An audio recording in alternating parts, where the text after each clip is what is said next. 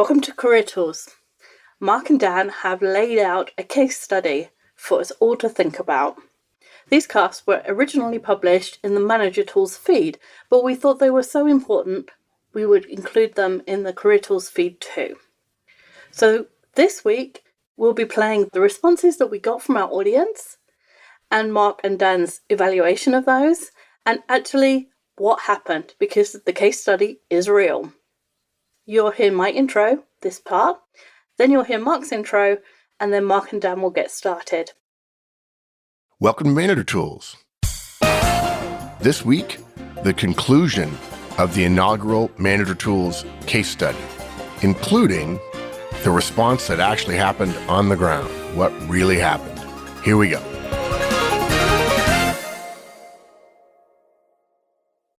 Results, retention, relationships, and communications. Words in the Manager Tools wheelhouse. With an audience that slants almost 70% technical, smart, and process-oriented, we teach managerial behaviors that are critical to achieving results, retaining the right people. It's all about relationships and communications. And we realize for a good majority of our listeners that may not come naturally. It's not hard, it just is, and the data prove it. Learn from our pre-podcast or our printed material with roadmap access and a public training conference or on-site client training. We have a solution for you, your team, or your organization. Dan, we got through about half of the list last week, and we have to power on through and finish and honor everybody who was kind enough to send us their recommendations. We're going to start with another licensee, Andy Graves. Andy started with a nice introduction and then gave us a brief case study and said, there's turbulence, culture needs to shift, leaves us in a bind, we don't know productivity metrics, sales projections are flat, and so on.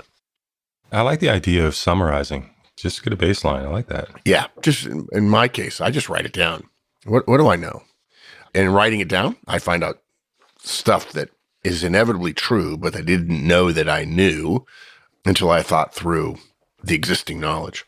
Andy says, first things to do, determine what the key leading metrics are to measure the business. One's got to be productive, so we can have conversations on performance in 6 to 8 weeks. Absolutely, Andy. And let's do this with the CEO, CFO. Do it early. It's good to know the context that you're operating in. I fully agree with this. Good. Perform customer interviews with top customers. Prioritize biggest bugs or enhancements. We need to turn our reputation around.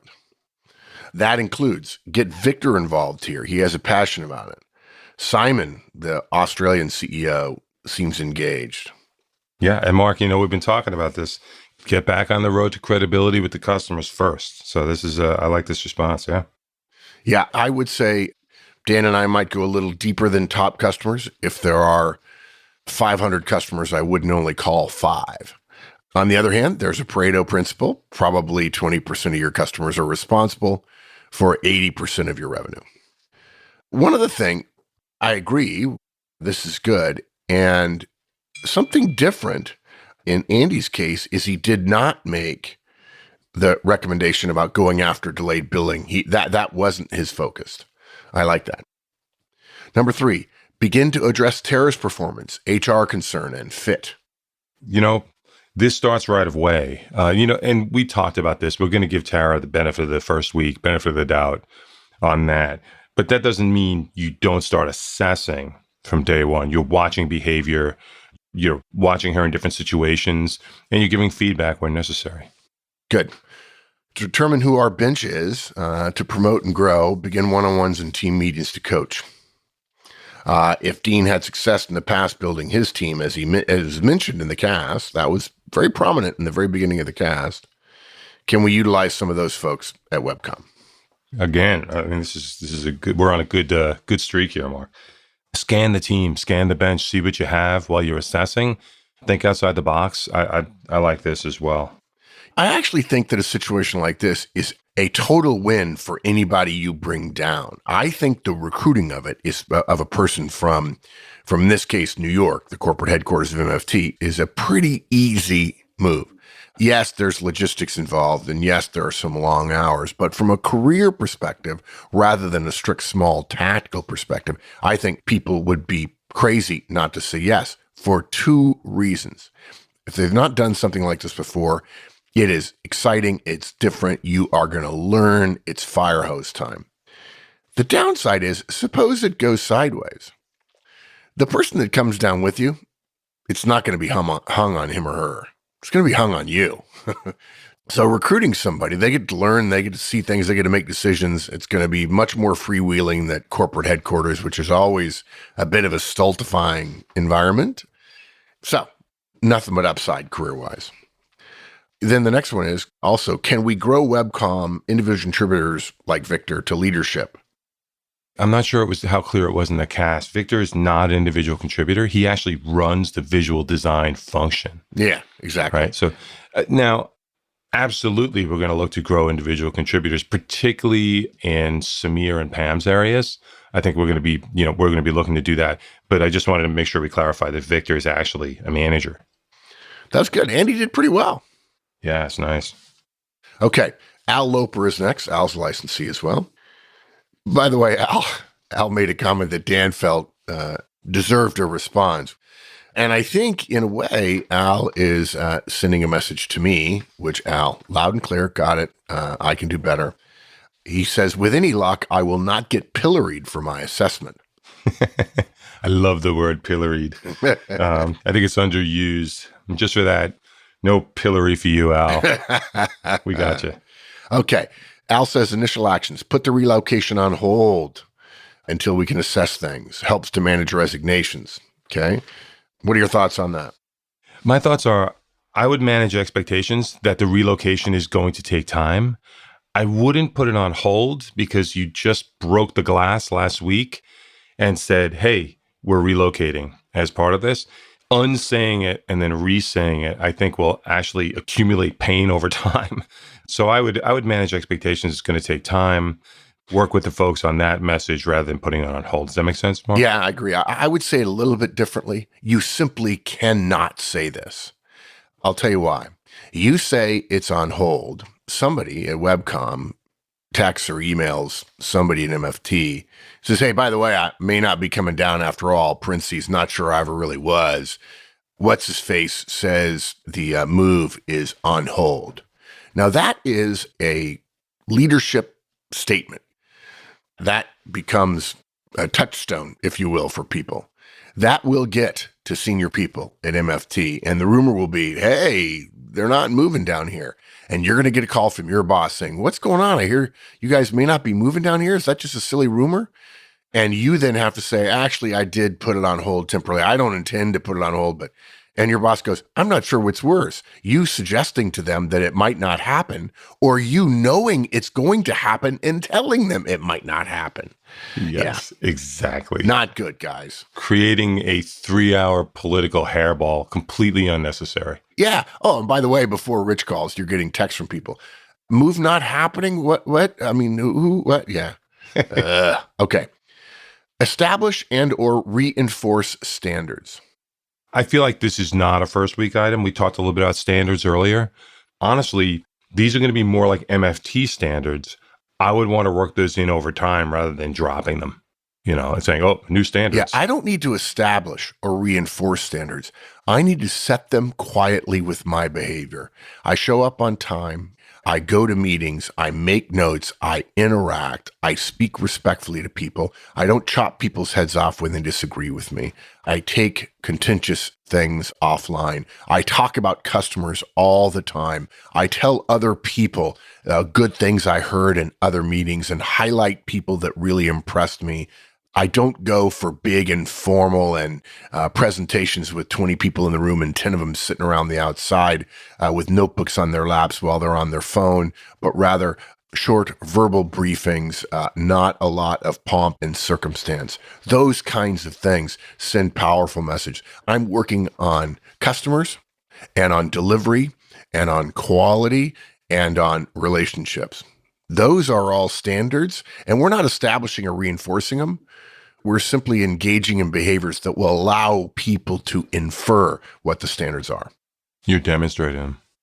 Yeah, and some of the standards, meetings, weekly leadership meeting, weekly one-on-ones, agendas in advance, customer interactions, Arguing and so on is unacceptable. Remind teams to properly record hours. Good list, especially one-on-ones, early hits for sure. Again, as we've been saying, want to make sure we determine that new leadership team up front. Let's pull out the informal leaders, understand who they are before you get formal around setting those meetings up. Customer relationships, call key customers, inquire about unpaid bills after assessing the relationship. Expand customer conference calls to include development and design. Yeah, again, right? Focus first on credibility with the customers. Yeah. Love the point. Reach out to customers, right? That's job one. Credibility first, establish trust, and then, go after the kind of the ongoing financial issues that you have. Yeah. Appoint interim team leader to development team, serve as interim head of products team yourself, get help for test and support, relieve test and support of collections responsibility, assign appropriate support issues development team, assign appropriate support issues design team. I like this list. This is almost looks like a list that I would throw down on a piece of paper of all the things I need to do around development and product right away. Right. I think it mixes together a lot of different things. I actually like, serve as head of products team until the learning is completed, right? Hey, I'm going to be it. I would say something else as well. I think as often as we've said, yeah, that's not a first week thing. Some of you may be listening to Dan and going, okay, boy, that was a good list. I need to get right on that. No, our caveat still applies. You would not do these things Tuesday. You wouldn't. You'd get again, sorry guys, roll your sleeves up, be learning, be understanding about people, assessing things and so on. And gradually, maybe a few of these first week, some of them second and third week, or announce things based on a series of meetings, 5, 6, 7, 10 meetings with some of these people on Thursday or Friday or the following Monday. You don't go in and Tuesday do all of these things. Let me pull out two things here, Mark. Get help for the test and support team. Don't really know what kind of help they need until I do what you just said. I like relieve them of collections responsibility. That's a mess. We need somebody else in here to do that. Yeah. And so that was good, Al. Thanks. Next is Oliver Robinson. Number 1, decide who my management team direct reports are going to be and address the gaps. Who? And there are 3 major ones, Pam, Samir, and to some extent, L, the admin. Okay. Maybe somebody from the other Cashbolt or MFT could step in if there's not somebody suitable in products. Perhaps I could fill one of myself as interim. Oliver's thinking laterally, looking across the organization, right? Yeah, it's good. Good first step. Next 3 actions are all communication. 1 to the management team, 1 to all employees, and 1 to Rich. Management team, we're starting one-on-ones. Then we're starting a weekly management meeting. Without question, I expect you to waterfall, give them a heads up. Number 2, to all Webcom employees, first key impressions I've had, challenges I see, things we need to address. Challenges, numbers are good, declining pipeline, lack of available time. I've seen impressions, I've seen some things that don't wash with the MFT culture. Okay.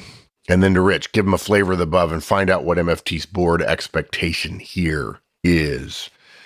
See what resource I can leverage from MFT, finance resources, etc. Dan? I like where he's going here. I would say good list around the one-on-ones and team meeting. I would put the Rich meeting up front, right? Let's get the air cover. Let's establish what resources do I have? What sort of things do you need to know for the board? I like that. The only thing missing here, customer communications. Yeah. I think it's safe to say that when you get told this and you go down for 2 days with the boss, now that you have a flavor of it after your Thursday and Friday and you're getting ready to do the week, a Sunday call, most CEOs would say, yeah, I'd have been happy to talk to you. I mean, I sent you on a secret and dangerous mission. Of course, you're going to ask, what's the objective and so on? Because Rich didn't really give you a whole lot of guidance specifically other than, hey, you're the new CEO. You're coming with me. Okay. Next, William Elledge. First 4 actions. Ask XCOM why Fast Trader exists as a business unit of MFT and what 1 to 3 metrics most accurately represent that purpose. And the purpose then becomes the focus of, I think what we mean here is Webcom as a team. Might be profit over revenue, might be customer satisfaction. We got to get specific about that. We have to identify the number 2 for Samir and Pam to take their place. Probably somebody temporary and internal, which could be a good dangle to get some folks to stay. Dan? Yeah. Our CXCOM, I'm guessing he means Alex's old directs, right? I think so, yes. What remains of that team. If so, I like getting Rich's, the CEO's view first on kind of what the parameters are, what the context, purpose, metrics, things like that. Say, hey, Rich, where do we want to take this, baby? Just in general, then you open it up, you have that meeting. Again, you have I need to establish who would attend without Samir and Pam, probably the next level down. And then you could do a compare and contrast, Rich and what they think. You may find some pretty big gaps, though, between what they expect the company to do and what Rich does. And then you're going to need to act on those. One of the reasons we're getting the responses we do is it's been my experience that if you are in a larger company, generally speaking, your goals are pretty clear to you if your boss has half a brain. And so therefore, if you're a mid-level manager, you see an organization beneath you and things aren't clear and you say, okay, I'm going to align everything. I'm going to get alignment. We're going to do. First, we get alignment. Then we get synergy, to overuse buzzwords. And in fact, in this case, there is not clear. You don't know, based on what we shared with you, what exactly the CEO expects. And if you do a bunch of alignment to get everything online, you have to align them to something. And if you don't know what true north is, you could align them again to northeast or northwest. Okay, good. Write and start a 90-day plan. Scheduling O3s, key questions of staff, affiliates, stakeholders, clients. It might be an annoyance, but it'll keep Dean on track, especially when he's 30 to 60 days in. You get a false start and then you get off track. This is interesting because William attached his own recent 90-day plan based on Watkins' famous book, First 90 Days. So what do you think, Dan? Write and start a 90-day plan. I have a little high C in me, Mark. And I have a 90-day template that I had from my master's program that I actually did. I did this, but I very gently just started pencil writing underneath in each segment. But at the end of 90 days, I actually submitted a 90-day plan. It did include a SWOT. I threw a SWOT in the back of my notebook and would kind of just jot in, I think this is a strength. I think this is a weakness, opportunity. And then I would adjust it. I'd be like, oh, you know what? That was not a strength. Move it over here. And I just used it as kind of a scratch pad. I didn't formally start a 90-day assessment, though, the first week. First week, I was just hoping that the floor would stay up. Yeah, exactly. And number 3, stop the financial bleeding. We don't know how invoicing works, but you got to get people billing to the jobs they're working on, get to the bottom of the outstanding invoices, eliminate an $8 million loss, maybe lay people off, certainly other cost-cutting measures, horses, office in Connecticut, travel limitations, good start, meaning we're not going to buy horses. We're going to stop paying to ride them every week. And the office in Connecticut means everybody really is moving to White Plains, New York. Implement a hiring freeze without Dean's approval, ramp up flex time to save on office space. On a side note shared, William says, I don't believe the purpose of business is to make money, but money is like oxygen. You die without it. You need money to serve a greater purpose. William, good. The purpose of any business is to serve society, to help society get more of what it wants. And large organizations have been masterful at that in the last couple of 100 years. Dan? I agree with going after the financials. I would break them into 2 parts. There's kind of the business customer related financials, and then there are the kind of operational financials. I think there are some really obvious things, i.e. horseback riding, in the operational stuff to go after, travel, etc. On the customer side, root cause, and that's where we said, let's go establish some credibility with these customers, understand what's really happening and why we're not being paid by them. Yeah, this is good. I mean, I think probably some people are sick of it. They'll probably hear somebody talk about customers and then roll their eyes. Here goes Dan again, talking about customers. Well, folks, customers are good to have. And number 4, identify small wins to report back to your boss, Rich Rogers, CEO. This is primarily to protect Dean's situation. It is possible this all goes south. Yeah.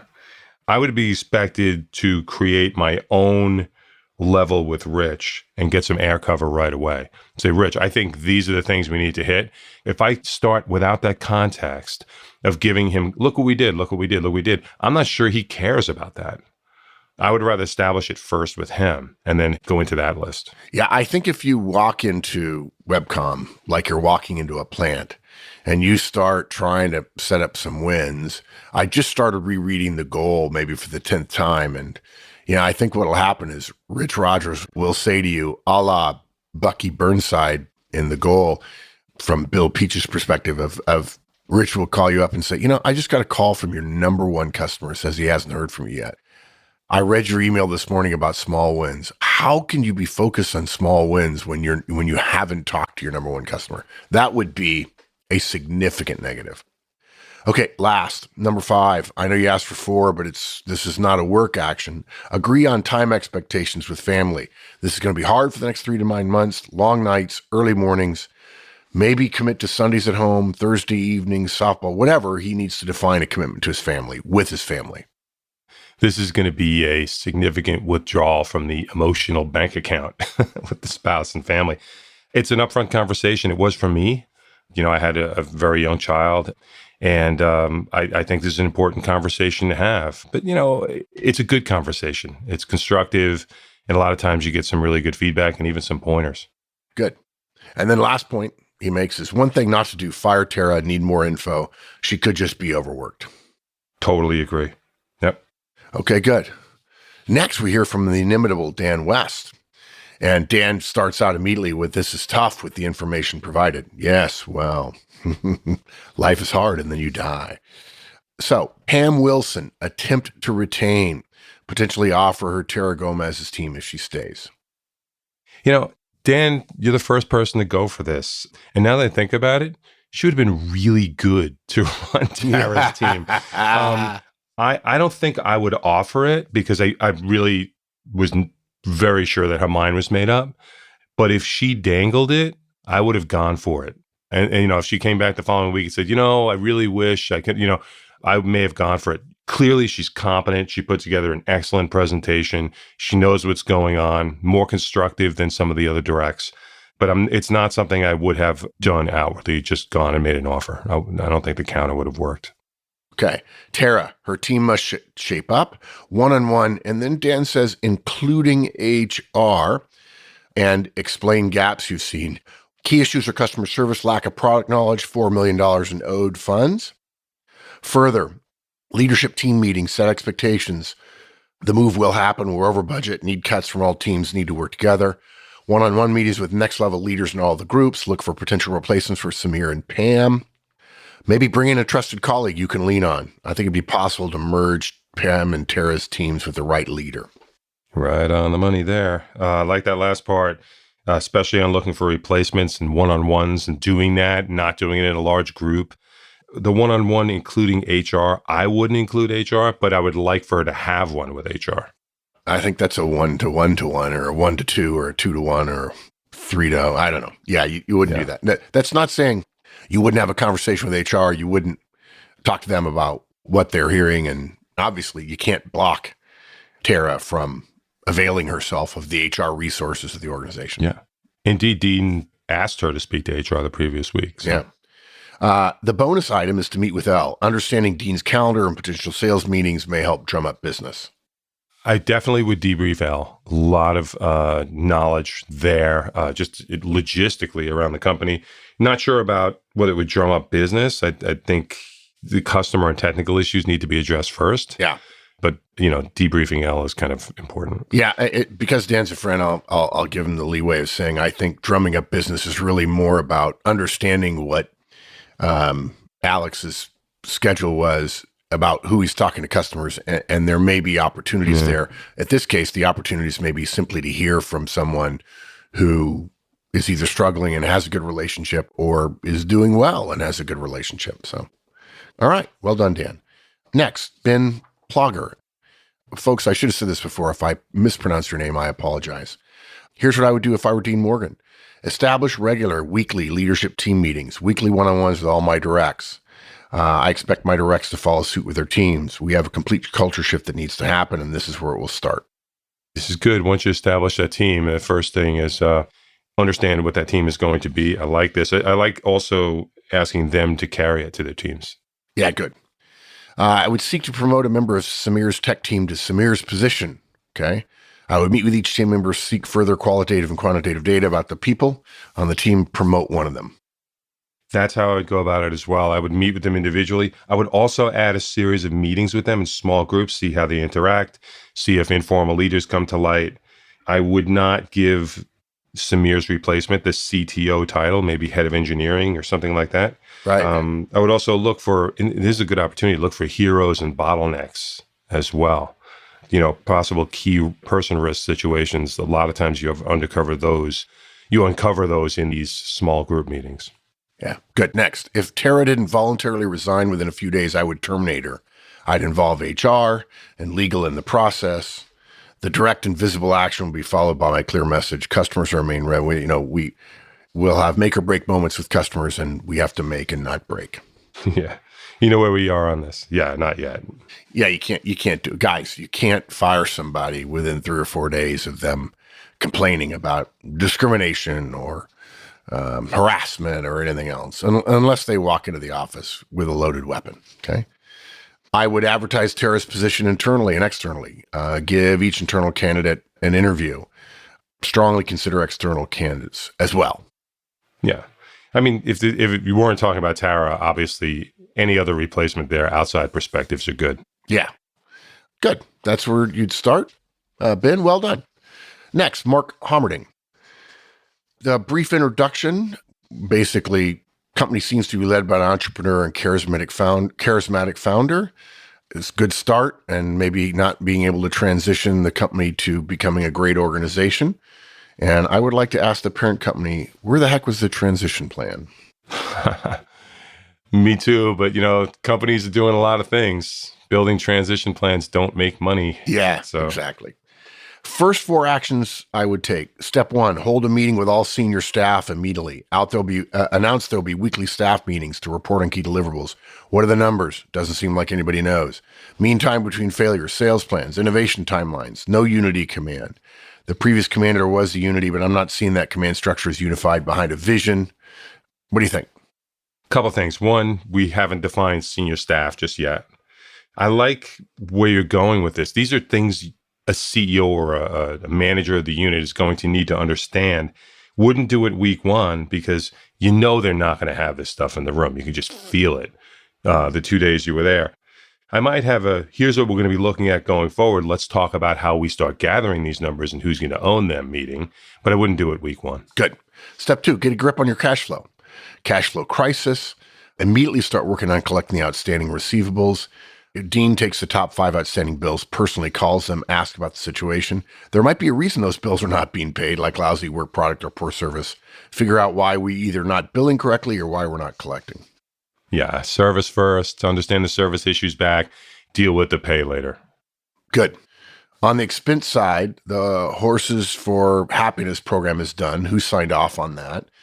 T&E is over 20% of annual budget. Please. I think that was the only single word sentence in anybody's responses. Please.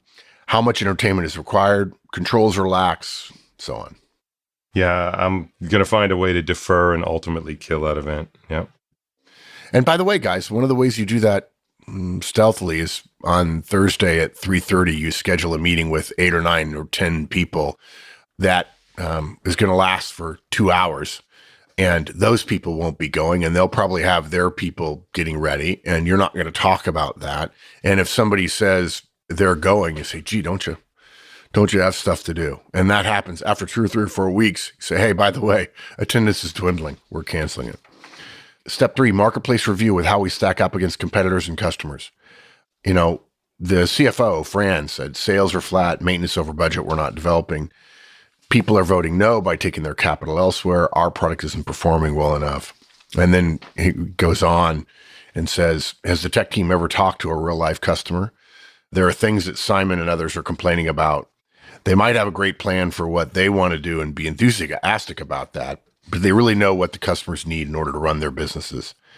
How do we know where to tell the tanks to go if we don't know what targets we're going to attack? So I really like the the concept of actual development team talking to customers, but certainly want to understand the customer service issues first, and kind of the big meeting to say, where are we going as a team? We are going in the wrong direction. That's a good thing. Again, not first week though. You really need, just need data. It's a data gathering week. Yeah. As you said in your notes, I would like an idea session over a venting session. Right. Yeah, good. Step 4, call HR. You need to help backfilling positions and maybe creating some more vacancies like Tara. Tara's yelling, and according to Pam, whom she appeared trustworthy, Tara wasn't doing a good job. Maybe Pam resigned because of Tara. What do you think? Again, Tara gets another chance in my book. Yeah. And then we have another comment about, as an aside, Rich Rogers, where were you in the past? Sure, Mark, I agree with that. Think it, don't repeat it, swallow it, move on. Guys, there's no good in you going back to MFT headquarters and saying, why didn't you guys do this or that or the other thing? So on. Folks, you have a 900-pound gorilla in a very small room with you. The idea that you're going to take time to complain to people about putting you in there, that doesn't help you solve the problem. How do you subdue the gorilla? Yeah, and to Mark's credit, it's in parens here. I think it's rhetorical. Certainly, I thought it. Yeah, good. Okay. Where is HR in all this mess? Do they have profiles on key peoples? Interview Elle extensively before she leaves? Maybe tell me some stuff about the team. Lots of times, HR only loosely involved with subsidiaries. You'll see this. And I agree with the Elle interview, by the way, very soon. Yeah, good. Dean has a bonfire to put out, but after that is in control. Work to understand his team, figure out who is who, what the relative strengths are, an eye toward the future. Yep. And again, coming up with that provisional leadership team, I think is one of Gene's first things. And then from there, go after the fires kind of while you're doing that, and then with that team. Good. Well done, Mark. Thanks for writing. Okay, next, Nathan Nipper. Number 1, assign responsibility for accounts receivable, collections, and invoicing. Identify someone who maintains a professional presence, not Tara. Can work with handle difficult people. Give them weekly closure objectives on collecting AR and reducing DSO, day sales outstanding, guys.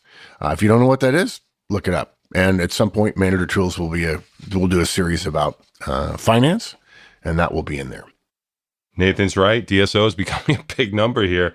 But again, we've repeated this. Initially, get to know the customers yourself, Dean. Establish a rapport.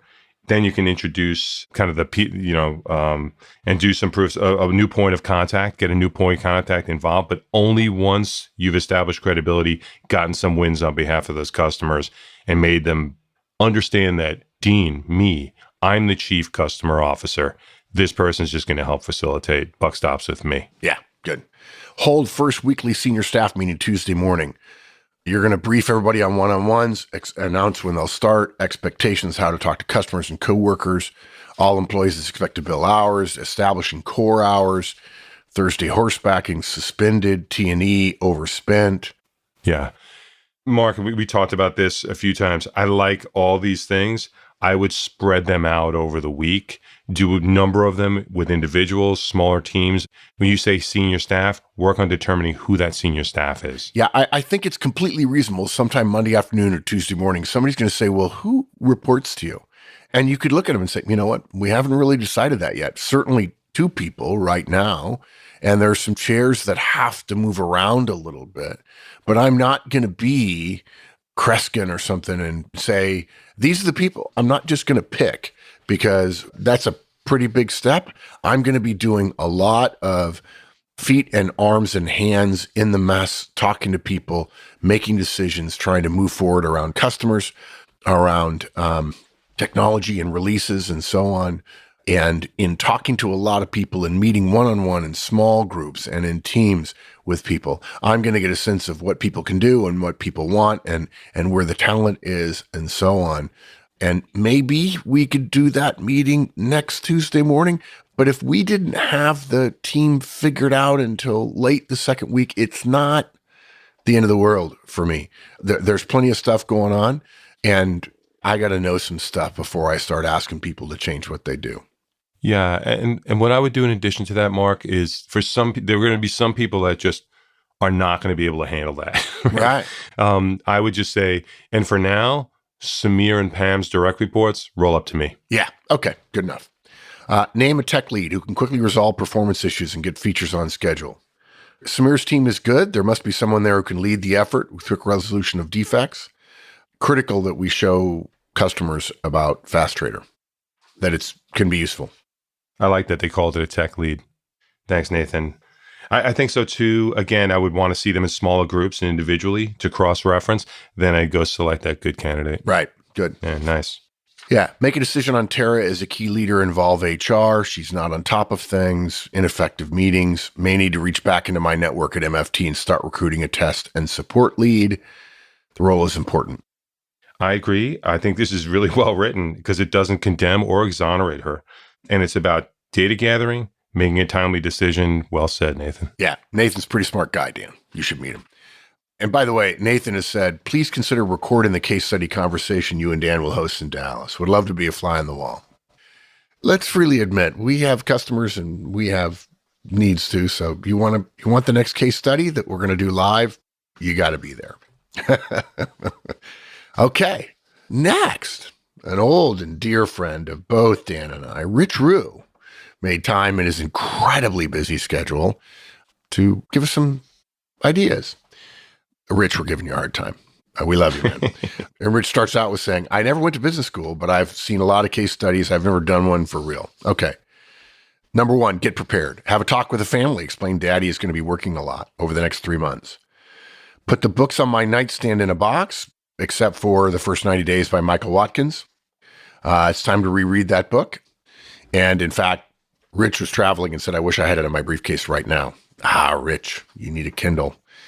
Pour a big glass of scotch.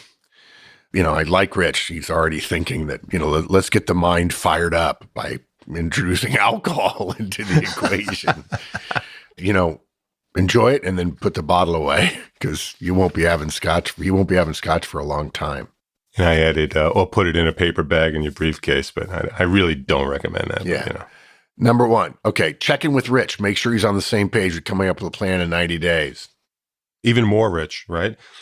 Do more with Rich, the CEO, up front. Get his expectations, get some cover for some hard decisions. And hey, Rich, if I want to do X, Y, Z, where do you see my authority kind of starting and ending? Yeah, good. Because he may not be around the following week. He may be traveling. And get his okay to kind of go to look, I'm going to go to some big customers and have some hard conversations. Giving him my number, Rich, can I have you as a backup when I do that? Give him that briefing. And then when do we meet? How much transparency do you need? Yeah, I will share with you guys, one of the lessons I've learned in my life is that the only person where your priorities are super important to them is you. Okay, not even to your directs, definitely not to your boss. And when you call Rich next week and he's on the road, he's going to say, I got 25 calls to return. And by the way, 9 of them are customers. I've got a dinner to go to. There's going to be alcohol involved. I probably won't get done until 10 o'clock. I'm not doing it. And you would say, my gosh, the place is burning down. It's not burning down for Rich. It's burning down for you. And that may sound crass, but that'll happen. The higher you go in the organization, the more they're going to say, no, you need to figure that out. You're an executive now. I'm not managing you. I'm executiving you. Okay. Meet with stakeholders, external stakeholders. Simon is a great start. A list of other key customers and reach out to them. Who in corporate has been watching this place and books. Internal stakeholders, Terrace, Pam, Samir, Victor, Fran Skips, Hannah, and HR. Seem like obvious misses. Stop the bleeding. While some of these folks should go and some should be asked to leave, I'd like that to be my decision. I want to know what they know. That's good, right? Don't intemperately fire someone and then regret that they left with knowledge that could have been beneficial. Not that I'm recommending you fire anybody. Maybe even offer some incentives to keep people around for a few months. Look, a lot of stuff here. Triage, I think, is an important word that you brought up, Mark. Yeah. Right. So while you're digging, dig deep, but be careful of rabbit holes, right? You don't want to go too deep in one spot. Work your list, have your, oh my gosh, this is a burning platform type issue. And then I just found out that, we're capitalizing our time incorrectly. You know what? It's next week, baby. Yeah. I'm going to kick that can down the road. As long as you're doing that triage process, I like this. Yeah, I have so many stories about situations like this. The one that popped into my head was a captain that was chewed out by a colonel once because when the colonel asked him what he was doing in a very dire time, he says, I'm worried about ammunition resupply. And the colonel just went nuts that he's thinking logistical thoughts. And he said, Sir, I'm carrying machine gun rounds up the hill to the guys who are about to run out.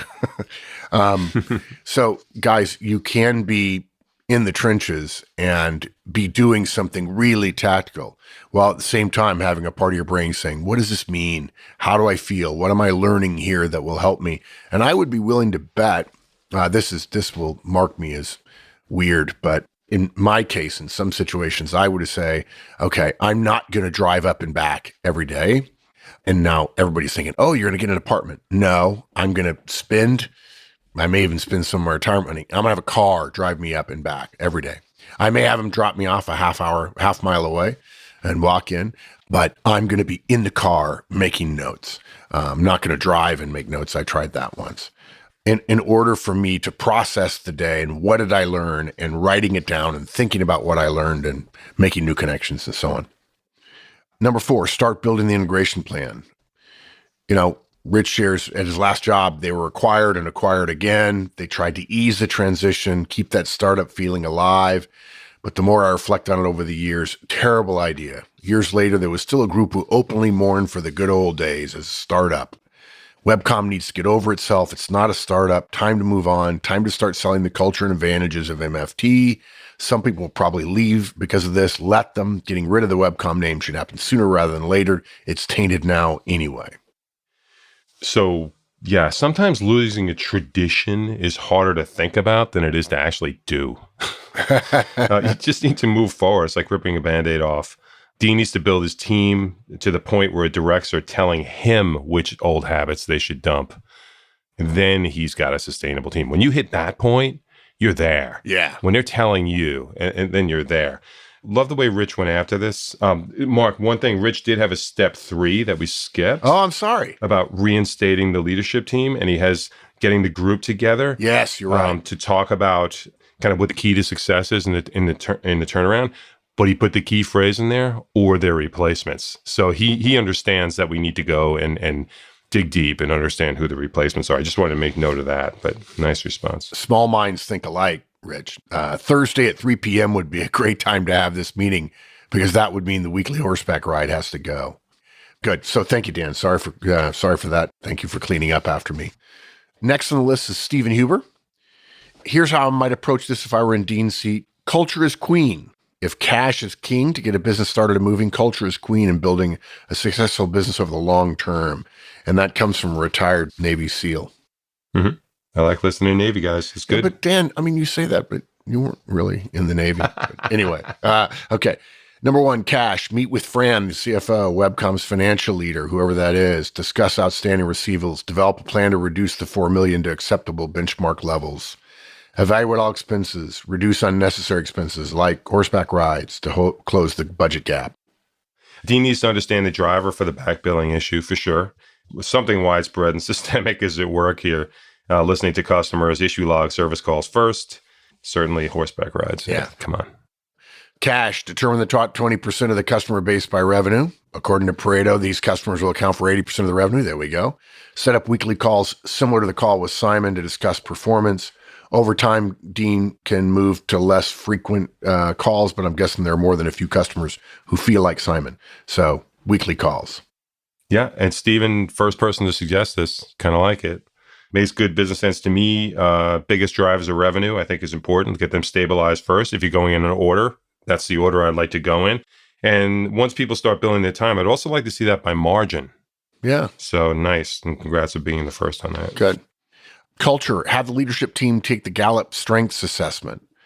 Top 3 to 4 leaders in each department. Help me learn what people are good at. Help Dean chart a path. Canceling horseback riding will be high on the list of cost-cutting measures. I use Gallup Strengths in my organization. I found it more helpful than DISC when we assign tasks. DISC is better for regulating individual behaviors. I'm a very high D. I have some high Cs. What do you think?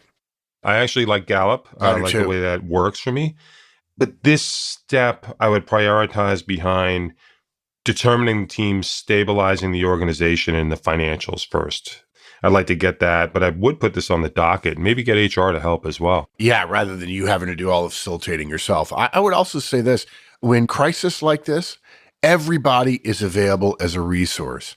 I don't have to say, I'm going to pick this guy rather than that guy because he has this strength and reports to this guy. If I know somebody 2 levels, 3 levels down is available and can do something, I might have them do it. It's all hands on deck. And that means every person could be asked to do anything within reason. And a good time to do that is that initial meeting with Rich. Say, hey, can you reach out to my peers? I might be doing a little fantasy draft over the next few weeks to get some help. Yeah, good. Culture. Set up a weekly meeting with the leadership team. This will let Dean start to move culture away from Alex's philosophy to his own. The leadership team is product with Pam, Victor, good for design. Tech team needs a leader following Samir's resignation. There's probably a decent interim person who could be number 2 stepping up. Tara needs some coaching. I would evaluate steps to consider. Included in the meeting are the other department leaders not directly mentioned.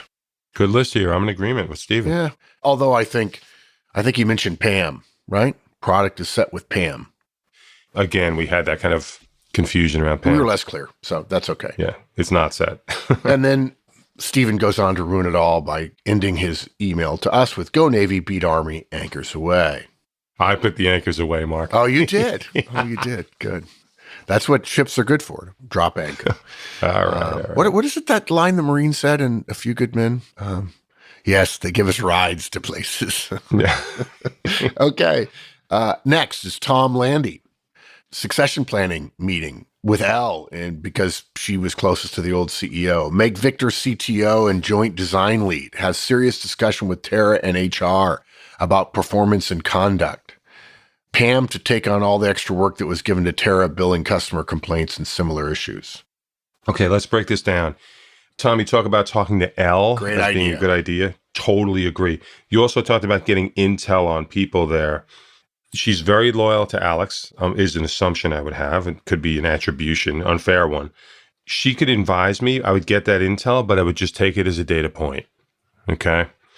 Victor has an art background. I don't necessarily think he would be CTO material. He's a great guy, but yeah. He would have to face off with very senior people at customers in that role. And then again, the CTO title is something I think we're going to want to kind of move away from. Restructure work week to remove horsing about Thursday. Potentially once a quarter thing now. Yeah, I think that's too frequent. Maybe once a decade. Coordinate with department heads to get per hour billing to 90% within 4 weeks. And min 98% billing within 3 months. Yeah, I mean, horseback riding is going away as a firm-sponsored thing, and there's no dispute there. Dean's not likely to structure hours as kind of a flex schedule with mornings and evenings taken. I think he's going to want to watch and see what's going on. And also the time billing will allow him to see kind of where they're undercapitalizing, overexpensing, and things like that. It'll give him more information. Deal with the hours later. Yeah.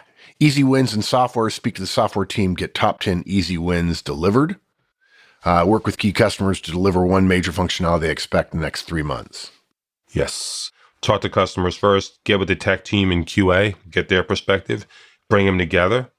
And then start going after your quick win credibility. And on the back end of that, you can go after the billing. Okay. Establish weekly senior management meetings ASAP, dropping to monthly once the company moves to new corporate headquarters.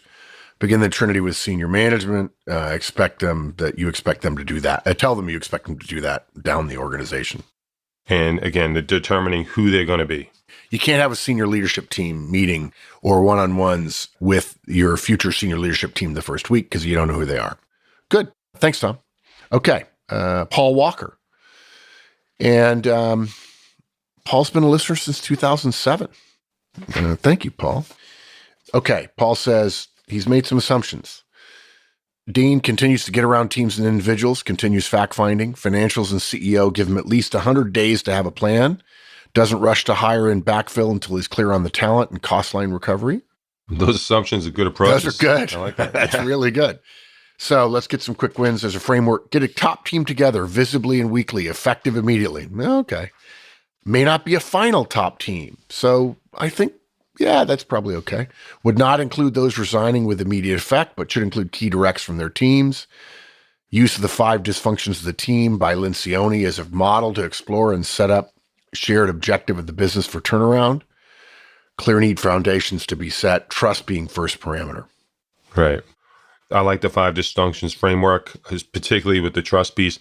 That takes investment. I would want to make sure I'm doing this with a team that's going to be together for a while. So I'd put determining the team ahead of this and then maybe go for this right after that.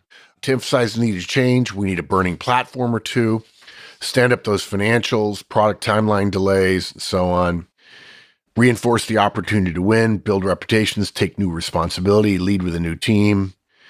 Maybe ask for help in the key areas needed. Seems CTO role is one of them. So burning platforms are certainly available to us. Yeah, we don't need to create them, right? I mean, we have those. I like the approach with the team. Get them into the solution domain with you. Yeah. Rather than, we have these problems. The last part I'm a little bit confused by. I feel like he's saying, ask the team who should be the CTO. I think the need for a CTO or the head of engineering is not something I'd bring to the team as a group.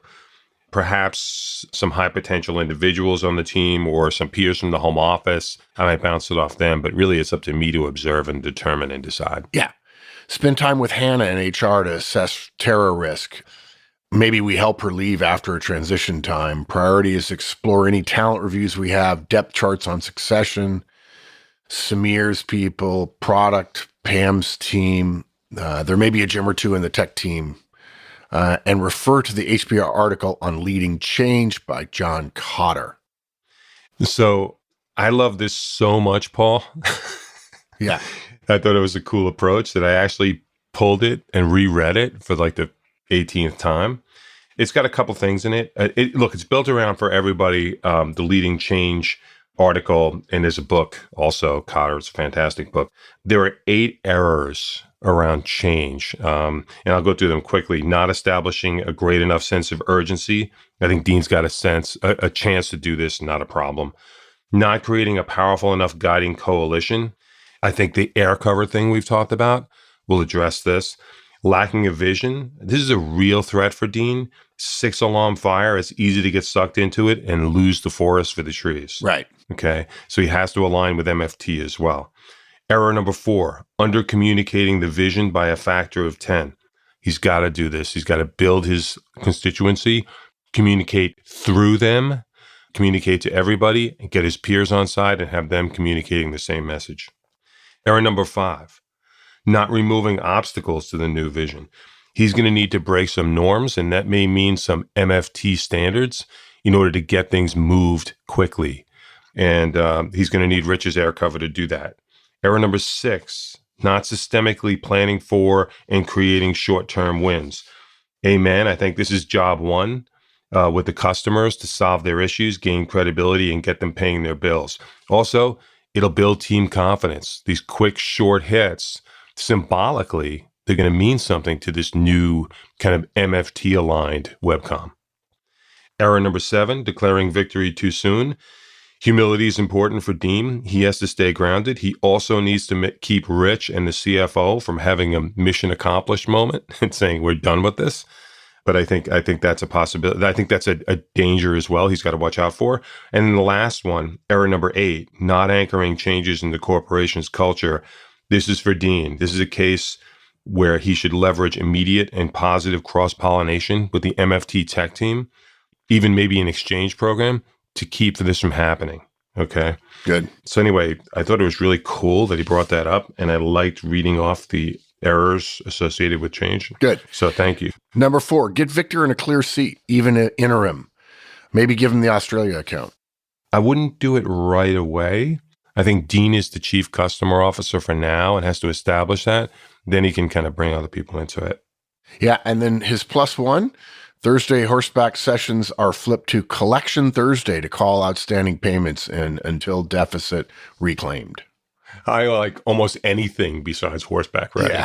Yeah. Collections, again, would do behind the credibility thing, but absolutely, horseback riding's got to go. Okay, good. Thanks, Paul. Next, Paolo Augusto Del Fabro. First 4 actions, actually 5. Call Rich, number 0. Call Rich. Have a meeting over the weekend. Tell about status and the plan he'll put in place.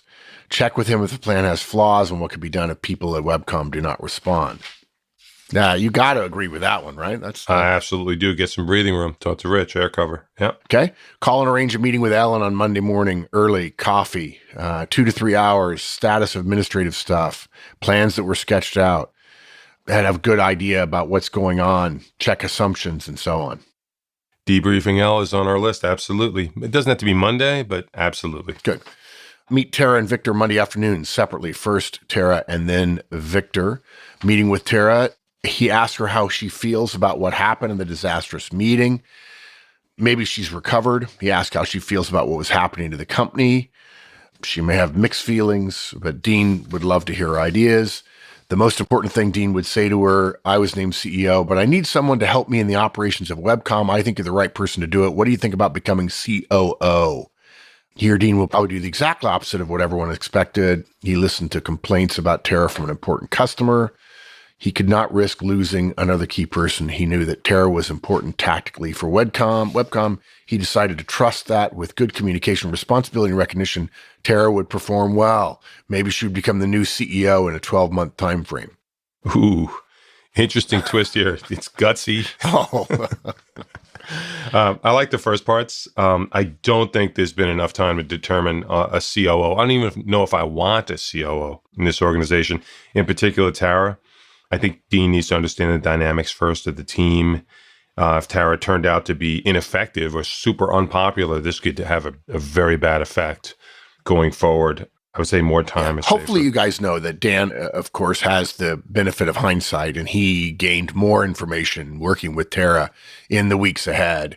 But nevertheless, when Dan wrote down interesting twist and gutsy, I laughed when we were talking about it to prepare for this cast, and I said, gutsy like jumping out of an airplane without a parachute, figuring out how to sew one out of your clothes. I couldn't see this one. Okay, meeting with Victor. Proposed to become the new CTO. He's professional and lead the tech team. That'd be great. Dan? Yeah, we a few people suggested this. Victor has more of an art background. He's got to face off against very technical people. He's good at what he does. I would kind of keep that going. Yeah. Meeting with the whole Webcom team Tuesday morning. Tara and Victor would have accepted their COO and CTO roles. Oh my. Dean compliments things about things he's seen so far Thursday, Friday, Monday. I think this is fine as long as you don't do those title changes. Yeah. Talks about next steps. This is Tuesday morning now. Business as usual, some differences. Flexible work hours, horseback riding, other good habits will continue the same. The tech team will focus on implementing the necessary updates on Fast Trader. Again, repeating Tara's COO, Victor's CTO. Every Thursday in the farm, just after the horseback ride, they will form a circle and we will make sure the most important information is spread across the team. Dean will take the lead in 5 minutes, say what is going on from the CEO's perspective, which means strategy, link with MFT, financial results. Tara will do the same from COO using 3 minutes. Relationship with customers, projects are being kept within budget. Victor in 3 minutes covers developments and products and technology and so on. Then everybody that wants to will have 1 minute to say something about their own work and express how they feel about the company. With a team of 70 people, this would take an hour and a half approximately. They would have to adjust a little bit the start and duration, not to lose the meeting at 7 p.m. And the plan is to get the company back on track in 6 months. I actually like the communications forum here. But Mark, with a team of 70 people, how long do you think that would take? We have a rule at Manager Tools. We don't tell people how to do things we wouldn't tell them to do to begin with. I can't even comprehend this. I love communication. I want more communication. This is when we had the conversation, Mark, about the value of the small meeting. Yes. And the one-on-ones, kind of breaking it down that way before opening up to a very, very large audience. I think that has a lot of merit here, kind of going from the bottom up and understanding with smaller teams before you go to the larger team. I think that has merit here. Okay. He'll follow up by phone with Simon. He'll do this for the following 4 weeks. He'll talk to customers. He'll use his customer as a thermometer. I think what he's saying is Simon is now a stalking horse for everything else. He'll participate in the call with Tara and explain that, hey, the emergency in the building was fire training. So sorry. I like the communications with the Australian customer. I think we need to do that. Dean needs to do that with all customers. Yeah. He'll then make sure that Tara will apologize for rudeness. Dean would tell the customer the company is passing by a transition. Some key people left, but he's confident things would be okay. He wouldn't announce right away that Tara was named COO. Oof. He wants to wait that the customer approves his impression about Tara. I like the part about trying to gain credibility, but a couple things. One, making Tara apologize to the customer. If there's an apology to be made, Dean should make it. He would do it on behalf of the firm. It's best to focus on communication and results, though, I think. Also, if we did make Tara COO, which we don't recommend, I think you have to announce that right away, right? She's going to chuck it up on LinkedIn, and the customer is going to call you. She's going to sign her emails with it. Exactly. Even better, right? A customer is going to call you and say, what? I just had this argument with this person and you just made her COO. Everything you just told me in the last meeting, I completely don't believe. So I definitely think that if you do something like that, you would have to make the announcement, but I don't recommend that you do it. Paolo goes on to go through a list of assumptions, which he put afterwards because they weren't recommendations, but rather assumptions. We'll leave that at that. Paolo, really good. Well, you spent a lot of time on this and we appreciate it. Absolutely. Yeah. Okay. Next is Rob Hulbert. And Rob is a very funny guy. I've had some exchanges with him recently. And Rob says, Thursday and Friday were like drinking water from a fire hose, but now it's Monday. Number one, howdy doody time with horses is going to go the way of the Pony Express. People will arrive at the office at 8 a.m. sharp. This is a business, not a country club. Yeehaw. I agree on the horses. I would watch and learn for 2 weeks on the work hours, match what people are doing to what's required. Yeah, we want a full day, but horses got to go. Yeah, good. Get on the phone with the CFO back at MFT, see who owes us how much and how delinquent they are. And then he goes on to suggest he could enlist some thugs to talk to customers. Tongue-in-cheek, completely tongue-in-cheek. Yeah, I hope so. I would first understand the drivers, like I said, the service issues before we go after the collections. Next point, a big win. Get on the phone and talk to each client personally. But then assign a direct to a client. Continue the communication from here on forward. Yeah, I probably wouldn't assign a direct to the client. Not yet. Last point, going to put my big boy pants on and see who stays and who goes. Alex, yeah, I'm glad he resigned, right? Yeah, Dean would agree. He might, but he needs to swallow it and move on. Yeah. Samir, yeah, probably glad he's gone. Pam Wilson, don't want to lose her. And for the record, she did resign. Mm-hmm.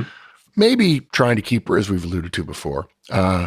Tara, yeah, Rob is suggesting Tara should go. Yeah, she gets another chance. Yeah. L, absolutely positive we need to keep her. Admins are influential. She knows the power structure. So debrief L, which we agree with. Mm-hmm.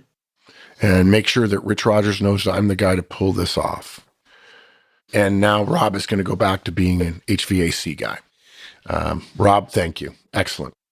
Excellent. Okay, next. First of all, we're going to do Simon Collier now, who is next to last. And I apologize, Simon. I transcribed some things incorrectly, and I have you 29th out of 30th, indicating you might not be a licensee, but in fact you are.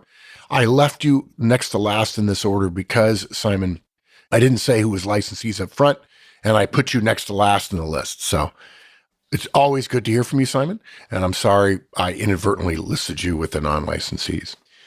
All right, I'd hold a town hall, give all staff the information I learned, particularly around the financial situation, sales pipeline. I'd invite staff to submit ideas over the next few days. Right. I like getting to know the team in smaller groups first because I want to hear their voices in this town hall. They're more apt to do that if I have a personal connection with them. Yeah. After a few days, use team meetings to announce the initial changes that are upcoming. Make a point of mentioning when a particular change has been received as advice from the team. And I think the question, as you wrote, Dan, is what is the mechanism? How do we decide what those changes are going to be? Right. Changes include expectation that all time is billed, expectation of professionalism. Folks, I don't think you have to say that there's an expectation of professionalism.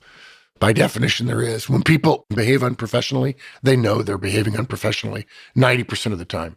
Yeah. And everything else I would cascade. Once I have the team, Yeah. I would want to observe how the team moves this through the organization, how they're communicated through. Next, it seems like Hannah NHR is going to be my new best friend for managing Tara. I have to have one-on-ones with her, set expectations on billing clients, measure a performance metric. Lucky for Tara, it'll be easy to improve on the current measurements. Yeah, you're going to get to know Hannah better.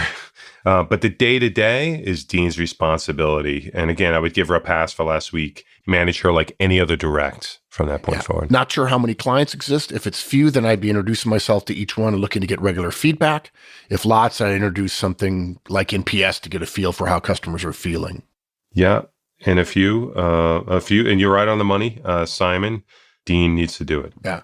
I'd offer Simon control over 50% of the development budget for the next 2 quarters. Wow. Might as well have customer-directed development gets the dev team connected. Yeah, Dean needs more data. This is going to be very constraining, allowing a customer to control 50% of the resources. Australia may be allowed customer with small margins, so I wouldn't go there yet. You need to understand what you're trying to do here. Yeah. Other 50% of the development budget goes to the testing team as a temporary measure. Same thing, right? Yeah, same here. Need more data. Yeah. Okay. Mm-hmm. Last bit of input. Sam Hammond. First 4 things to do. All hands meeting, ideally on the following Monday or Tuesday. Thank everyone for their time. Announce the sudden resignation of Samir. Give some context on why MFT sees an office consolidation.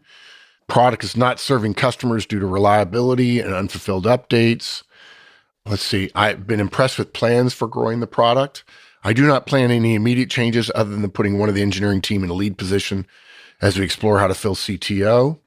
Our team building will continue on Thursdays. What will change is the format so we can actually talk to one another and ask questions. An all-hands meeting with everyone at the office where I can share our challenges, plans, and take questions. So, Dan, go ahead. There's a lot to address here, Sam. First, I like doing the town hall. But again, our recommendation is after some information gathering. You can show them that you're planning one on Monday by booking it for Friday, just to take some anxiety away. But doing it later allows Dean to start building some bridges and learning about the informal leadership network. He can ask some of those people what he thinks it should cover and not cover at that town hall, kind of work the agenda. And also he can do some thinking about org structure, maybe having some conversation and some input message from Rich at this town hall as well. Make it a much better session, doing it a little later. Good. Next is building relationships. Get to know and evaluate the people and culture. And folks need to learn about you. One-on-ones with Alex, Pam, Tara, Victor, and a few of the engineering team, maybe 2 times a week for the first month. Have Pam and the engineering team meet and lay out product plans. You need some early wins. Yeah, I wasn't super clear, but Pam's leaving too. So I would include her in the analysis, but the knowledge that she's leaving and you're scanning the team for talent to replace her as well on top of all these things. So, yeah. I do think that's the first person, though, that has said that the team needs to get to know you as well. Yeah. Right? Okay. Immediate financials. You'll be in all major customer calls with Sarah to get insights and to evaluate Tara. List of overdue accounts, call them personally, get commitment on payment. We've talked about that often. Study financials to analyze where the hours are spent, opportunities to get more service hours, so on. And so I agree. Customer calls are a great place to observe Tara's progress. Really good. I like that suggestion. It's a real chance these overdue accounts, again, are for a reason, possibly service, software issues, things like that, installs. And the last point, you can't get the hours spent from the financials yet until people start billing their time. So there's kind of a short-term thing we need to do first, and then we can analyze the hours. Okay, next, schedule a regular call with Rich, MFT CEO, to give him updates, insight, and plans. The problem is not really about the move. That is just what elevated people's reactions. The first work is going to be stabilization and recovery. The move may be better viewed as an integration and consider an option to fold part of the Webcom people in with a Cashbolt team. You need to agree on a schedule and some metrics on which these decisions will be based. Heads up, the UK group might do an in-run and ask for a budget to go build a new product. So that's interesting. Sam, I love this, right? I love the meeting with Rich, but I would take you one better. I would go all the way up and put this right up at the front. Establish the baseline with Rich up front, expectations, managing them, get relief on some things, agree how you're going to report to him, things like that. Some of the things you listed here, but I would do it right away. Okay, good. And that takes us to the end of the input. We have now spent nearly 3 hours on input from our community, dominated by licensees.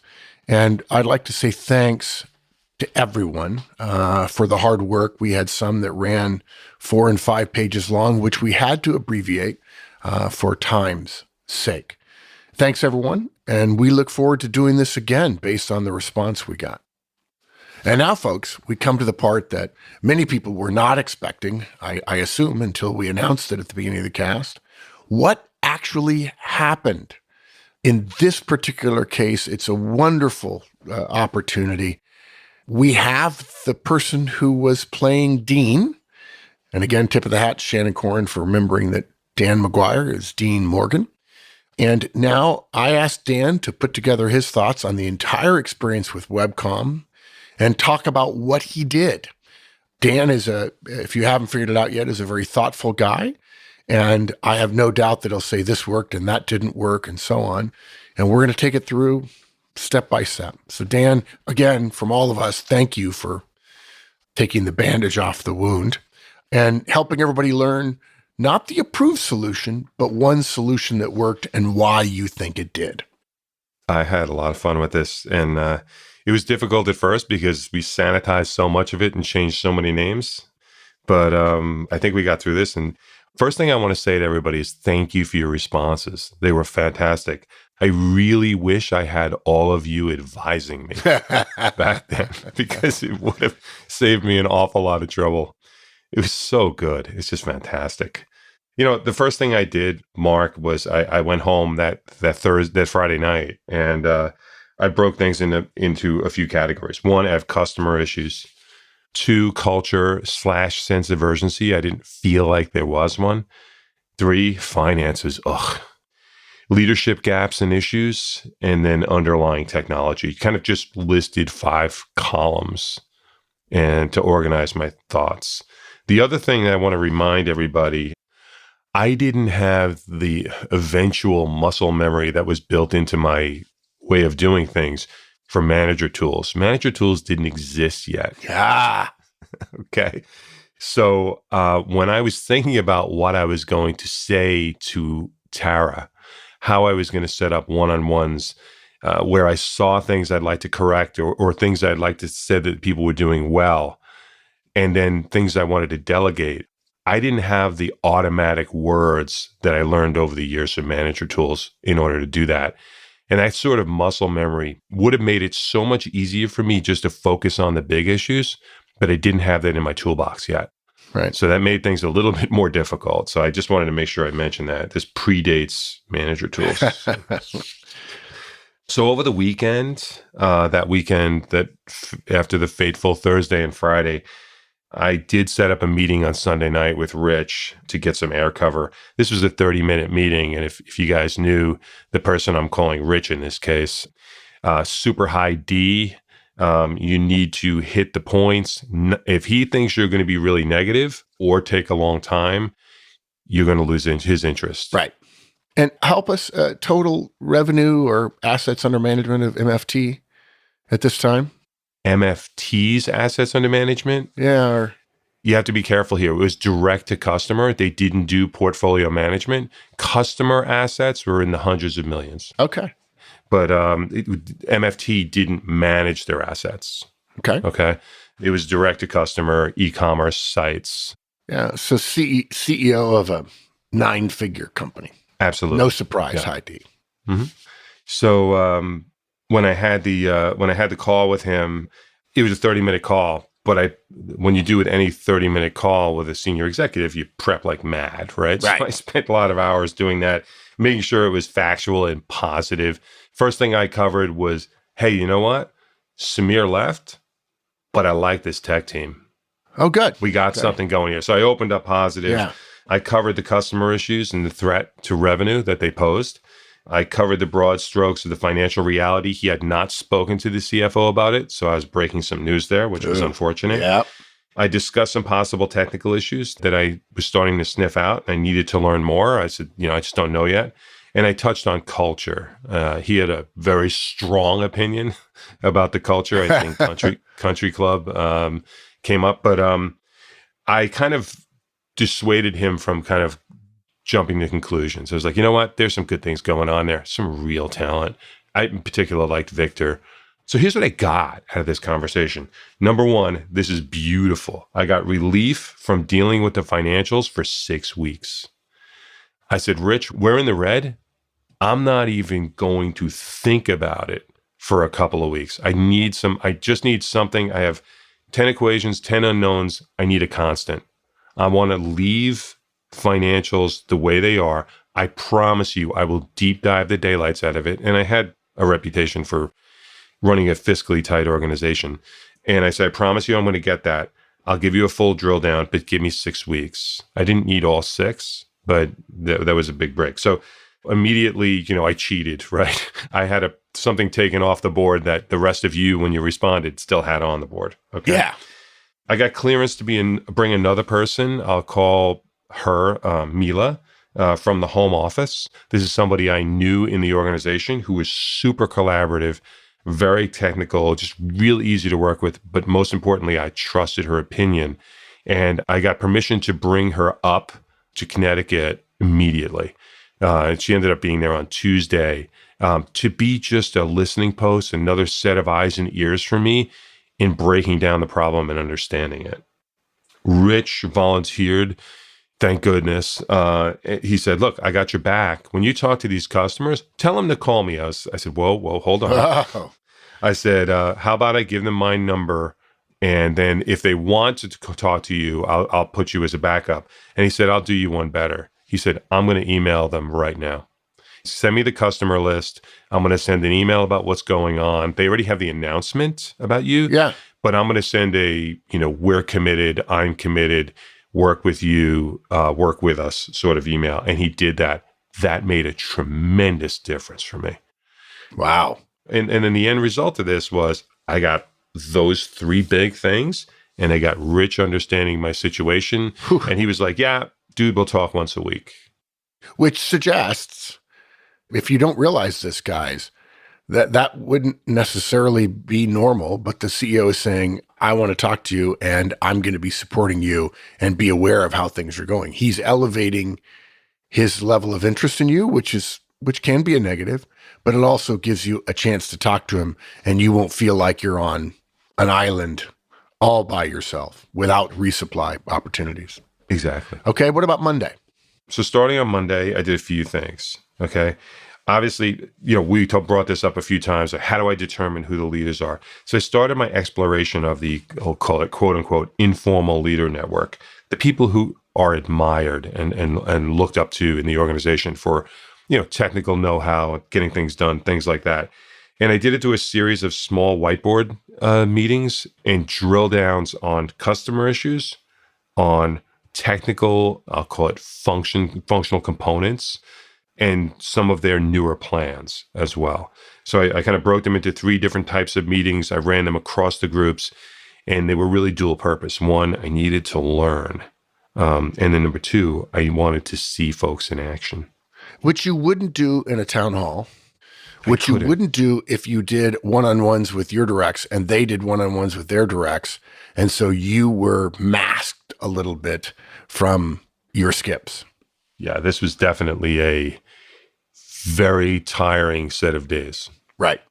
I injected Mila, who arrived on Tuesday, and she held, I would say I had a deep dive session with these teams. Go have another one. I want to know what you think. And what we did was we would compare notes. So she would say, you know what, Mary is absolutely top notch. I saw her in this meeting, and I'd say, you know what, I got the same feeling. Okay, that's a possible leader right there. And we developed kind of a list of 5 or 6 people who at the next level down, and one of them was on Tara's team, who Mila and I agreed were kind of the new backbone of Webcom. Okay. So, and this was by like Wednesday. And let me ask you, so you kind of knew this by the end of the day on Wednesday, so 3 days in. Compare on a scale of 0 to 100, what did you think you knew Monday morning about who had talent and who didn't? And what did you know by Wednesday? I'd say 10 on Monday, 60 on Wednesday. Yeah, so that's incredible. I mean, the scale confuses things. I'm not suggesting that's a 6x improvements, but the bottom line is you feel more confident making a decision about who's going to be doing what if you're at 60 rather than if you're at 10. Yeah. And that 60 would have been 40 had I not had the person come in from the home office and cross-reference with me, somebody I trusted. Yeah, because she could have meetings with people and then back brief you on what she was seeing and who was truly good and wasn't just, and was good in the details rather than presenting, for instance. And we had history and I respected her instincts. Yeah, exactly. Yeah. Okay. And then what we did was took those 5 or 6 kind of backbone people, pulled them aside by end of day Thursday, and I had one-on-ones with them, fact-based kind of one-on-ones. And I just hit them tell me about the state of things here. Tell me about the customers. What do you worry about? What do you think our strengths are? Tell me about the technology, the people. In some cases, I talked about finances. And certainly would just ask a culture question. Like, what about the culture should we be watching for to keep? And what are some of the things that you would actually change? And I got a lot of their input. Now, some of these meetings ran over. Thursday was really late day for me because I was prepping for the Friday town hall. But this was super valuable time for me. Good. Okay. So next, Monday's customers. Yeah. On Monday, I took that list and somebody suggested, by revenue. And that's exactly what the CFO told me to do, sort it by revenue. I called the all the major customers and relayed my commitment to them. And this, if I can, Dan, sorry to interrupt. This is one of those places where a little bit more information may have been helpful to people.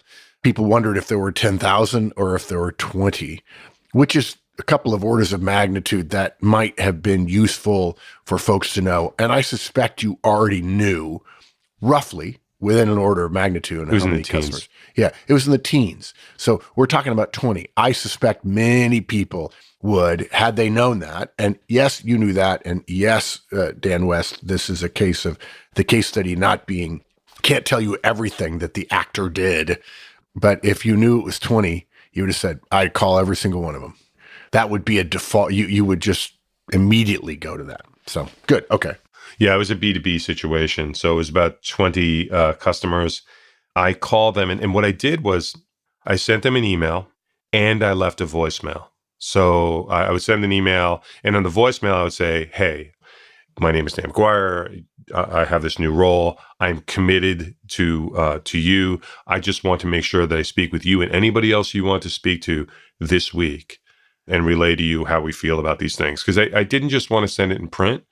I did both. And I got to about 80% of them that first week, at least a short call with them. And from there, I used my last week of L being around to set up the ongoing meetings. Okay. Last 2 weeks, actually. So I did that. I let them know it was going to be a process. When I did have the meeting with them, that and by me, I meant MFT, the parent company. That's me. I am the company. I'm 100% committed to them. I gave them my personal number, and I told them I'd be willing to share riches as well, should they feel they needed it. None of them did.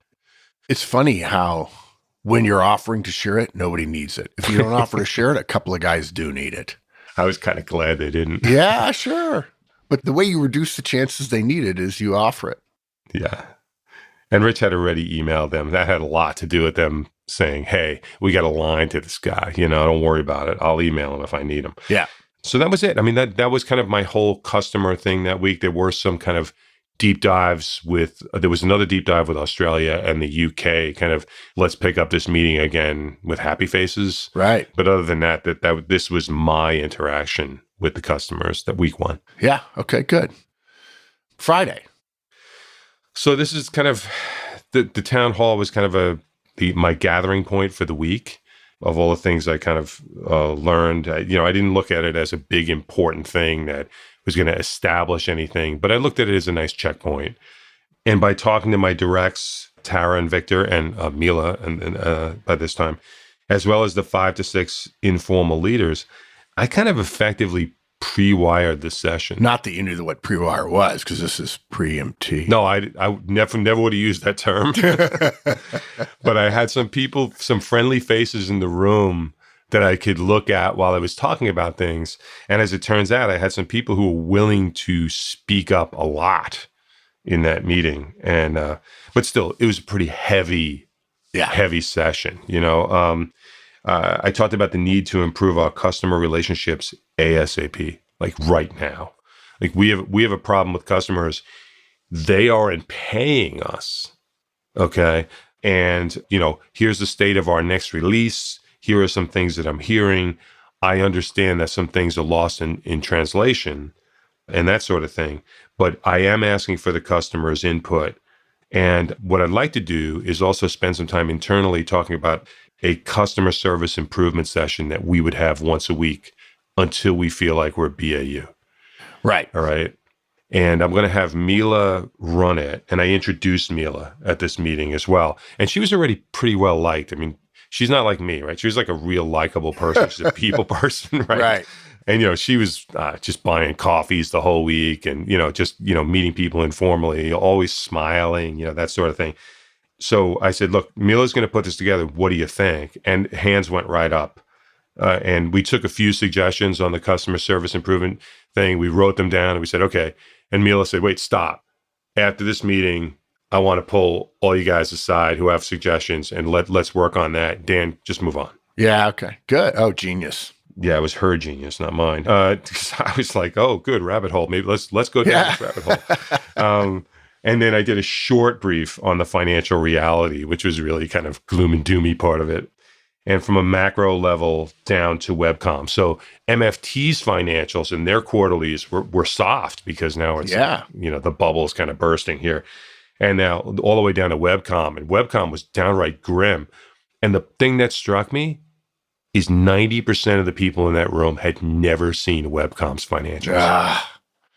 Never even thought about it. They thought about the copy machine is next to my desk and it's really loud. But they weren't thinking about, you know what? We got a cash flow issue. Well, the vast majority of people at work don't even know what a cash flow issue is. And that's management leadership's fault. I suspect it is. I think there's a way to explain it. Yeah.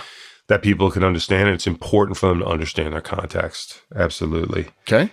And I said, what do you think over budget means at the end of the year if we don't make our budget? What do you think it means?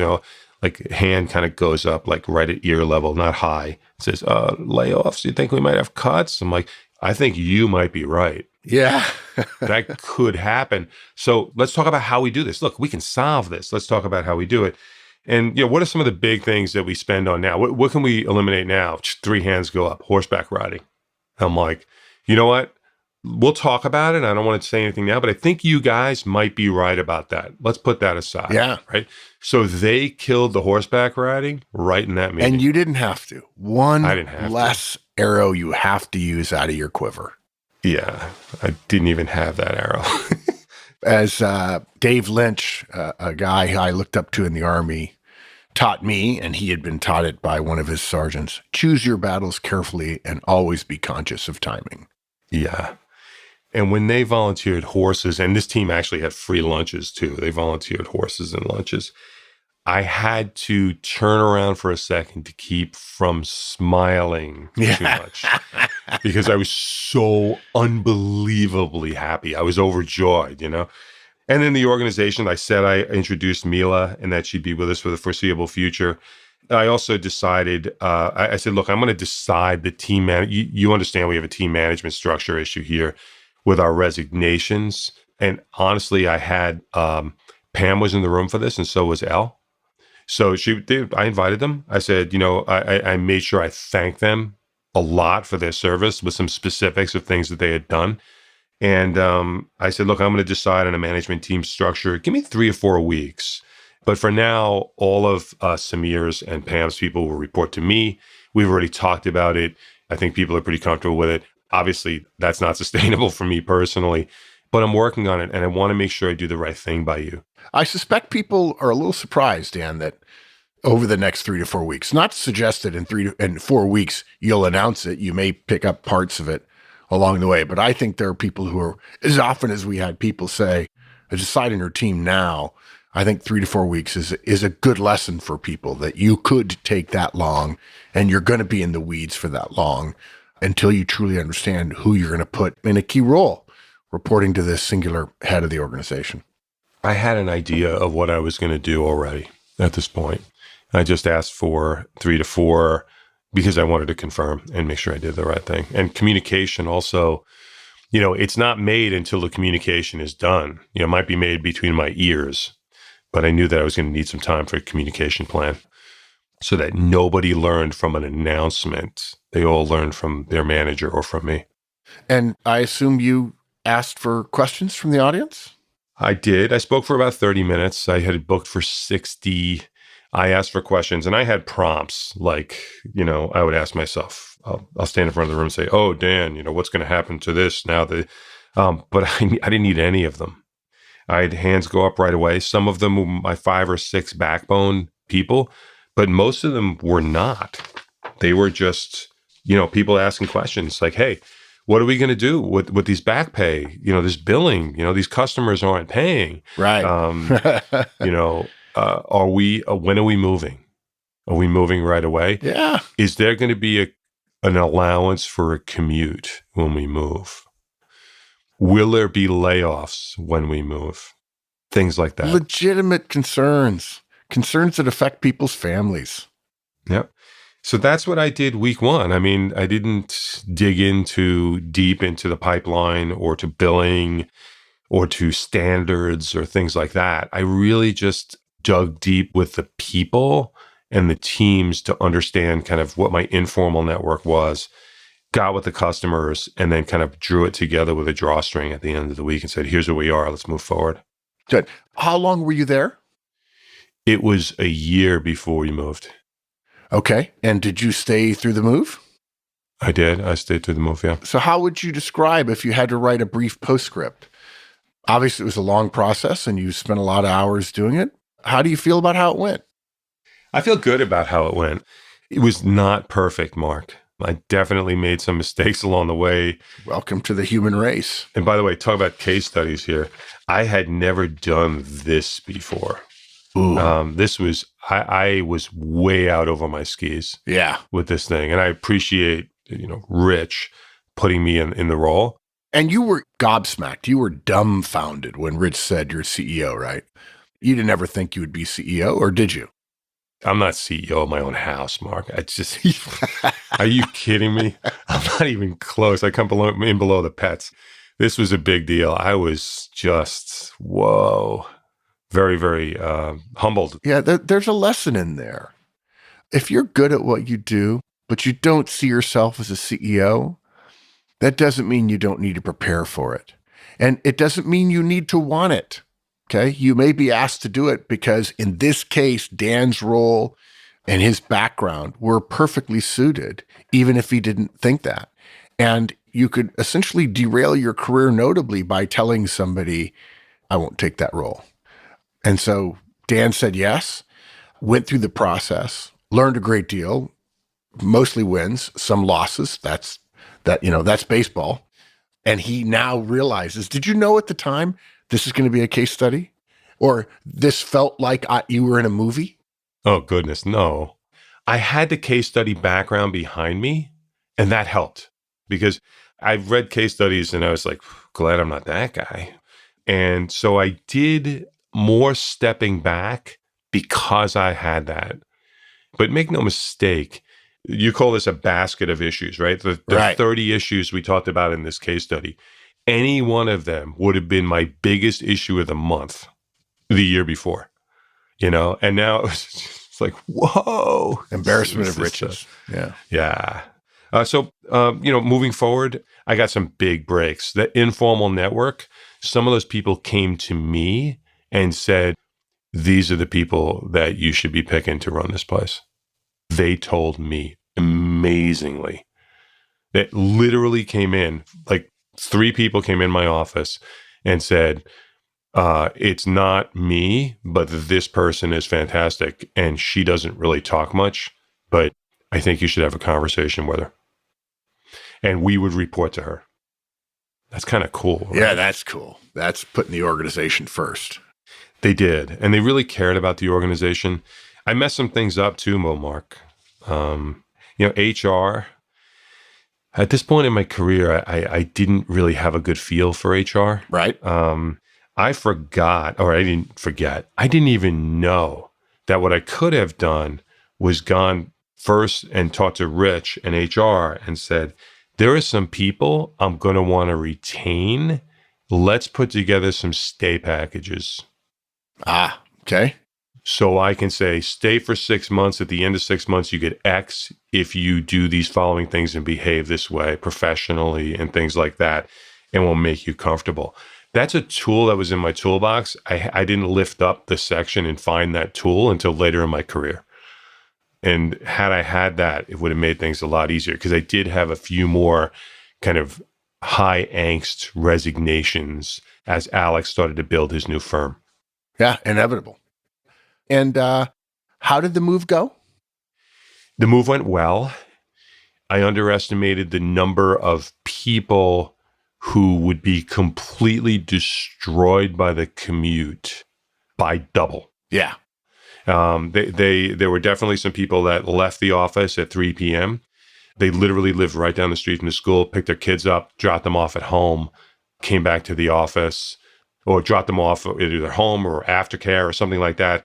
And I didn't understand and respect that enough to know that they were going to have to tell me they were leaving at the 11th hour, and they did. Right. And had I done that, I might have been able to do something for them through HR. Maybe I couldn't have accommodated, but I could have prepared. So it kind of caught me a little unaware, and it was completely self-inflicted wound in my mind. Okay, good.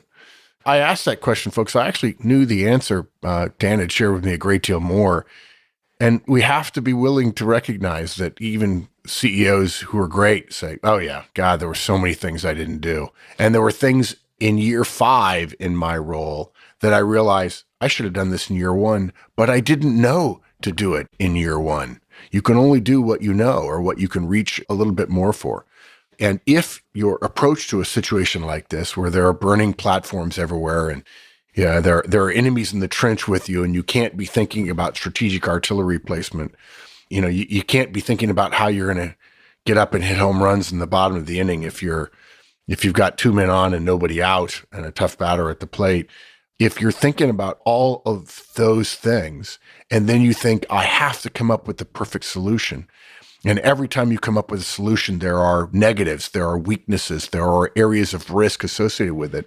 And so therefore, because you can't find the perfect solution, and you think that other executives before you have had some sort of perfect solution because they seem to have done things that worked out well, you don't do anything at all. And of course, there's not doing anything at all is not an option. It'd be better to close your eyes and knock an arrow and loose and see what happens. Exactly. And I think there are an awful lot of people who shoot for perfection and wait and, ready, aim. And you're going to have to make decisions, and you're going to discover that you were off on some things, and you're going to have to play some catch up in the following week to clean up the messes from the previous week. Emotionally, you're going to feel that overall it is a parade of misses, mistakes, and messes. This is how it feels, but that's your emotional and fear-based mind and heart talking to you. And you have to be willing as a leader to look up over the parapet and say, okay, there are less enemies coming right now. I have this variable a little bit more fixed, and I know I have 3 weeks, and that one will be okay. I know it. Whereas yesterday I had 9 things I'm worried about. Today I only have 7. And so I have a little bit more breathing space to think a little bit more, somewhere between tactical and strategic. But if all you do is sit there and beat yourself up for, I don't have the perfect solution, or the phrase I hear an awful lot, I don't know what to do. Dude, you're not supposed to know what to do. You're supposed to think about what to do, and you're supposed to do it, and you're supposed to adjust. And that's why there are so many high Ds and senior positions. They're going to say, I'll take a swing. We'll see what happens. And the other people in the world go, no, you can't possibly do that. There are people's lives at stake. There's revenue. You might get fired. He says, well, I know one thing for sure. I'm going to get fired, and we're going to be ruined if I don't do anything at all. Don't make the perfect the enemy of the good. Mark, I'm so glad you put it that way. At no point did I feel like I was doing this right. You don't.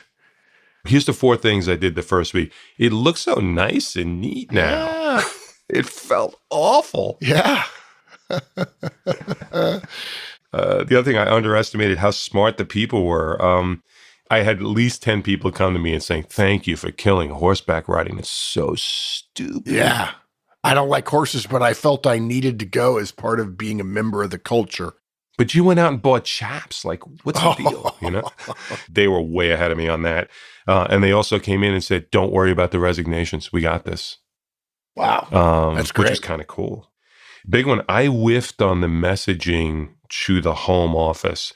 So I didn't get to the home office enough.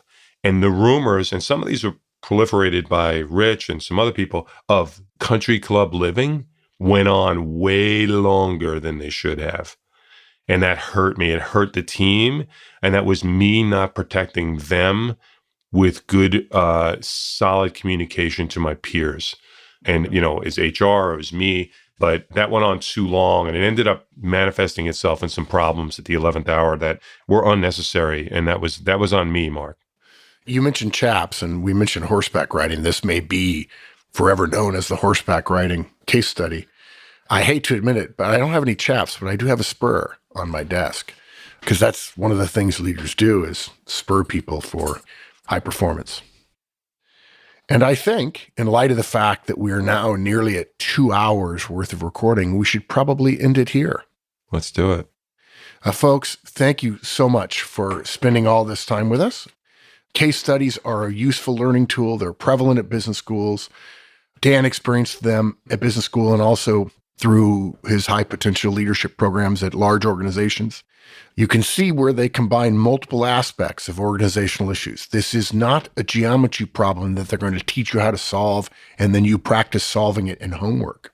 They combine management, leadership, systems, processes, technologies, each of which at any time may in fact be the prevalent thing to be worried about.